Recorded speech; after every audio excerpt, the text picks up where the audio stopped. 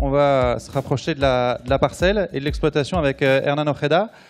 Hernan, vous êtes ingénieur de recherche à l'INRAE, au centre de Gruissan. Et avec vous, on va parler de gestion efficace de l'irrigation de la vigne, de méthodes, d'outils, mais aussi de stratégies d'irrigation de précision. Oui, merci. Oui, effectivement, on va parler un peu des aspects pratiques de l'irrigation de la vigne.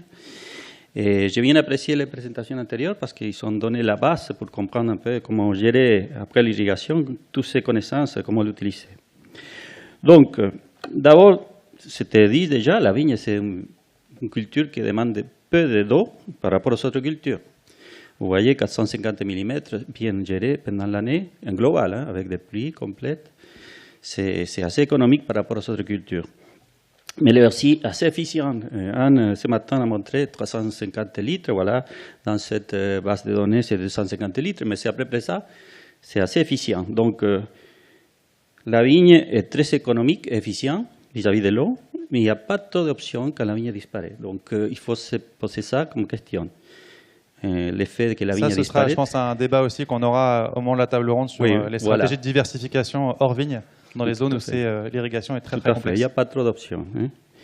Donc, je montre ces graphiques. Heureusement, Iñaki ne l'a pas montré, mais pourquoi on a choisi le nom de cette journée, le Méditerranée avant-poste? Parce que le climat méditerranéen va monter vers le nord et vers l'ouest. Ça veut dire que ce qu'on est en train de discuter aujourd'hui sera une discussion dans les autres régions d'ici quelques années, quelques décennies. Donc voilà. Et spécifiquement ici dans l'eau de l'unité expérimentale de Pérouge, vous voyez ici c'est un graphique d'une série de plus de 30 ans. Et on n'a pas plus avant, mais vous voyez la première courbe, c'est l'évolution de l'évapotranspiration qui monte continuellement. Et la dernière année, justement, l'évapotranspiration, c'était record pour cette période, hein, la dernière année 2022. Ça veut dire que ça continue à monter. Et après, les précipitations diminuent, soit les précipitations en hiver, c'est pour charger les stockages d'eau du sol, ou soit les précipitations en été. Donc il y a une diminution des précipitations. Dans cette période, bien sûr, on n'a pas exploré plus avant, mais au moins des années 90 vers ici, il y a une diminution. Et ça fait que le déficit hydrique aumente. Ça veut dire que chaque fois, on a moins d'eau dans le sol, dans le système. Donc, on a vu ce matin qu'on peut avoir des leviers pour gérer un peu l'état hydrique, pour améliorer l'efficience de l'eau. Bien sûr, l'excès d'eau n'est pas bon non plus. Il y a des régions où l'excès d'eau, la stratégie, c'est combattre l'excès d'eau plutôt. Donc, on est dans un état hydrique optimal quand on a une contrainte hydrique modérée. Quand on dépasse une contrainte hydrique modérée, on entre en stress. Un stress, ce n'est pas bon. Ce n'est pas bon, pas pour la durabilité de la plante, pour la qualité des produits. Et pour la productivité du système, bien sûr. Donc, bien sûr, il faut prendre tous ces leviers en compte et les appliquer pour diminuer la consommation en eau. Mais quand on dépasse un certain seuil de contrainte hydrique, il faut irriguer. Il n'y a pas d'autre possibilité.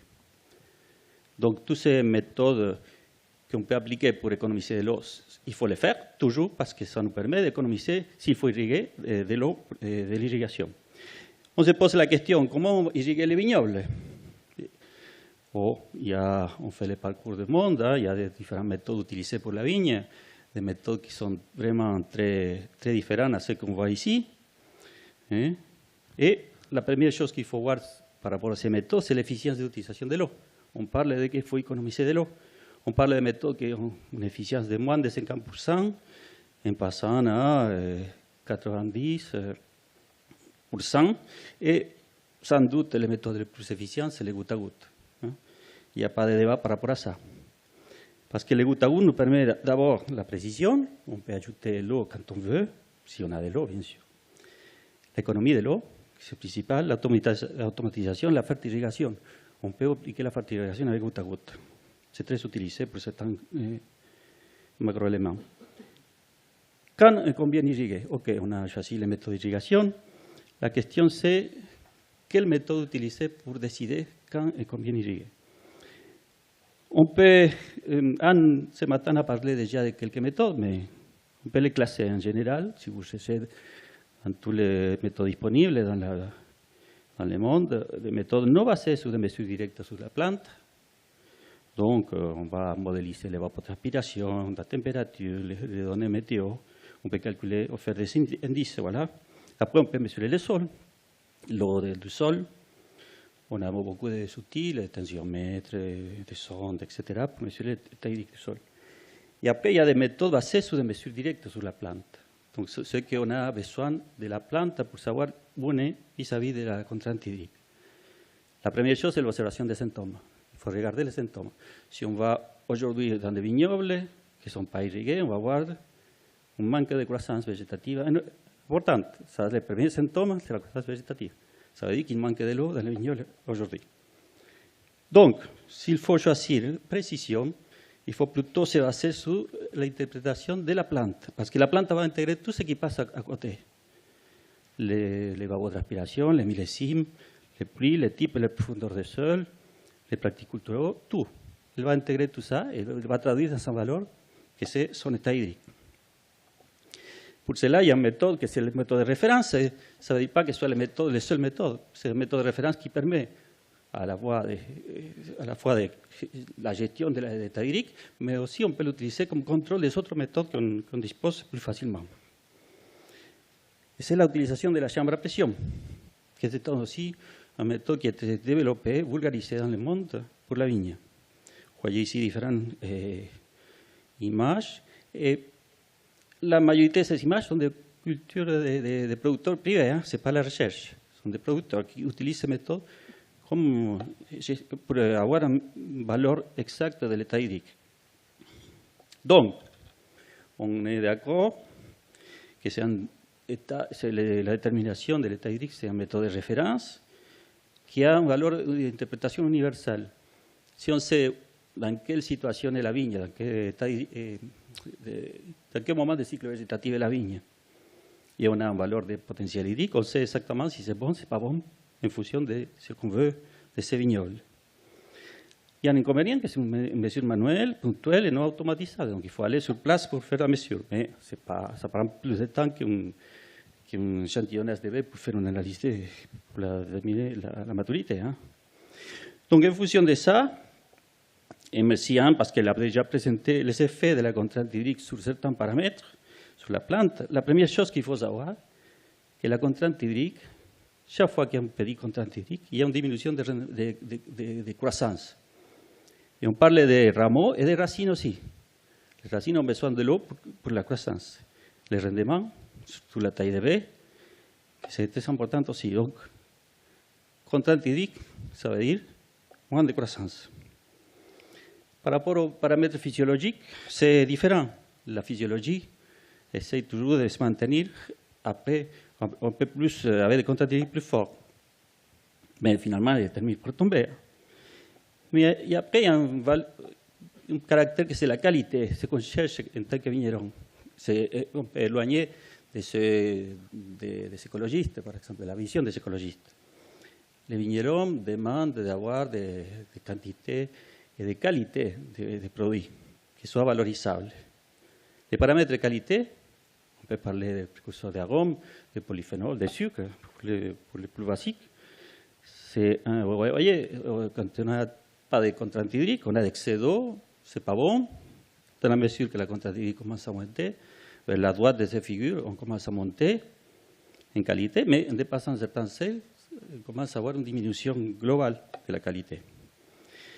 Et c'est idéal, ce point idéal, le maximum qualité, c'est justement à des contraintes hydriques modérées. Donc ça veut dire que notre maîtrise de la situation doit être arriver à ces contraintes hydriques idéales en fonction des objectifs de production, qui peut être variable, hein, si c'est pour un vin blanc ou un vin rouge, par exemple. Les précurseurs d'arômes sont plus sensibles à la contrainte hydrique que les polyphénols. Ça s'est démontré dans la bibliographie, et il y a encore des recherches qui sont au-dessus à ce moment-là. Ce qui est clair qu'il y a un moment qu'on dépasse un certain seuil que le vignoble n'est plus rentable. Donc les vignobles qui sont dans cette situation ils vont disparaître, soit ils sont économiquement négatifs. Et les changements climatiques, ils nous poussent vers la droite, vers la zone de stress hydrique. Partout, partout. Ça veut dire que si on est dans l'excès d'eau, dans les régions d'excès d'eau, les changements climatiques, c'est favorable. Ils les poussent progressivement, de façon naturelle, vers la zone de maximum qualité.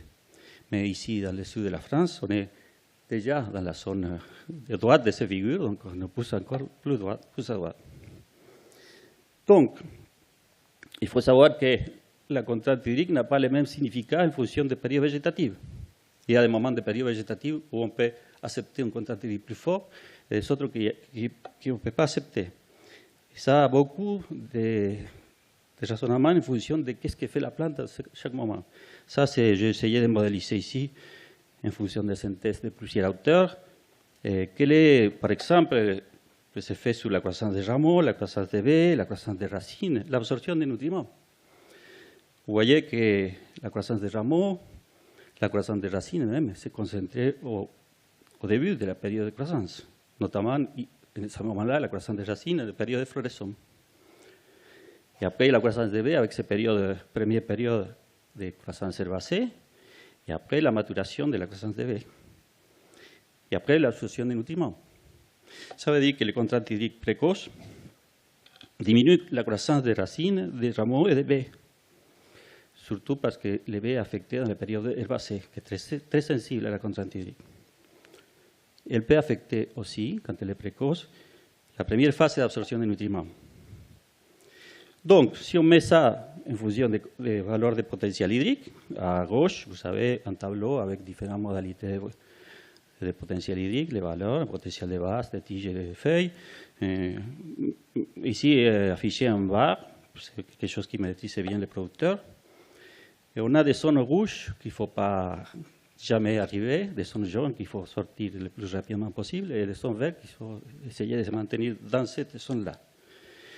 Donc, la première chose qu'on voit, c'est que la zone où on peut plus bouger vis-à-vis de la contrainte hydrique, on peut se permettre des contraintes hydriques plus élevées, c'est plutôt tard dans la saison, mais avant la récolte, parce qu'en fonction de ça aussi, il y a un type de vent, une publication, qui montre un peu le style de vent. Au début, s'il y a trop d'eau, si on est en haut dans ce schéma, les vents ne sont pas bons. Et si on est en bas aussi, ils ne sont pas bons, ils sont déséquilibrés dans ce cas. Donc, l'intensité de la contrainte hydrique tardive définit en grande partie les caractéristiques du vent. Donc, on peut imaginer qu'un vignoble irrigué comme ça, ou qui ont ces situations de façon naturelle, ne sont pas adaptés pour la production de vin, notamment pour le mou concentré. L'objectif, c'est la quantité de sucre à l'hectare, les jus de raisin, les raisins de table, parce que c'est la production qui est privilégiée. On peut imaginer ce type d'évolution, que c'est très utilisé pour les vins mousseux, les blancs, les rosés aromatiques. Les vins mousseux, si vous regardez les mesures qui fait par le CIVC sont de Champagne, tous les vignobles de Champagne, naturellement, passent par cette évolution de l'état hydrique, sans irrigation, bien sûr. Après, on peut descendre un peu, ce n'est pas bon pour les vins blancs, mais ça commence à avoir des vins rouges plus fruités. Et plus en bas encore, pour avoir plus de concentration, surtout pour les vins rouges de garde. Voilà, je voudrais vous montrer cette graphique, que c'est 4 situations, sont les mêmes plantes. On l'a sorti de la thèse de Luciana, les témoins de la thèse de Luciana qui a présenté tout à l'heure les effets sur la résistance des variétés. Donc, ce sont les mêmes plantes, mais sur les 4 années différentes, sans irrigation, sur le domaine de la clappe, au milieu du domaine de la clappe. Vous voyez bien qu'il y a un effet millésime impressionnant vis-à-vis de l'évolution des potentiels hydriques. On a 3 années qu'on a eu c'était confortable la situation au début de la saison, mais qu'on a entré à la zone jaune à la fin de la saison. Mais après, on a une zone où le stress hydrique c'est très fort. Ça correspond aussi à une période de pluie en hiver qui c'est très faible. Donc, déjà, comme cette année, on a, par exemple, si dans cette zone, dans chaque vignoble, si on a la possibilité d'irriguer, le début d'éventuelle irrigation, ça change en fonction des millésimes. pour le 2021, il a dû commencer avant la floraison, en avril peut-être. Et c'est le cas de cette année. Les pluies pendant la période automne-hiver déterminent le début de la période d'irrigation. Et cette année, on a 138 mm seulement pendant l'hiver, donc ça veut dire qu'il a fallu commencer à irriguer pour cette parcelle en avril. Hernan, du coup, on comprend là, en vous écoutant depuis tout à l'heure, qu'il y a une stratégie d'agriculture de précision qui est très claire. En fonction de l'objectif de production, je mesure l'état hydrique à chaque moment du cycle végétatif et je détermine si j'ai atteint un seuil critique ou pas en fonction du modèle stratégique que je souhaitais adopter. Tout à fait. Mais ça, il faut avoir un outil à disposition. Vous avez cité la chambre à pression. Pourquoi est-ce que cet outil n'est pas plus largement déployé auprès des professionnels? Je crois comprendre que ce n'est pas si simple en fait, à prendre en main avec des mesures en pleine nuit. Voilà, c'est des sujets pas forcément très confortables, on va dire, comme utilisation. Il y a ces contraintes, notamment, il faut avoir l'outil, ça peut coûter 4 000 €, 3 000 €, ça dépend des pays qui ça coûte 1 000 €. Ça a déjà un coût, même si c'est un outil très rustique, qui donne une valeur instantanée. Donc, on voit la vignoble, on mesure, et tout de suite, on sait instantanément, il ne faut pas traduire des données, instantanément, on sait si c'est bon ou c'est pas bon. Après, c'est vrai que il demande une certaine maîtrise de l'outil, de connaissances, mais il y a certains pays qui se développent de façon assez significative.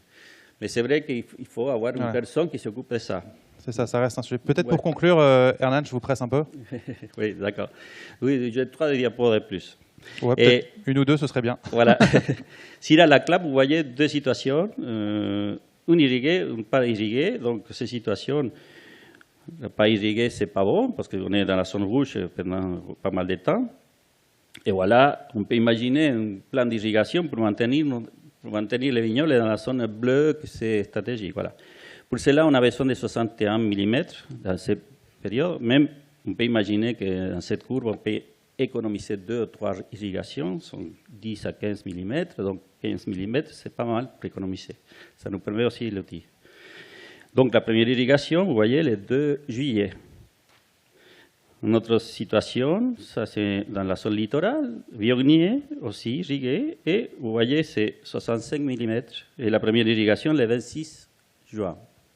Cette année, par exemple, c'est pas possible de faire ça. Il a fallu commencer en avril. Voilà, finalement, la dernière diapo, avant les conclusions. On se demande toujours quelle fréquence et quelle quantité d'eau utiliser. Ça dépend beaucoup du type de sol.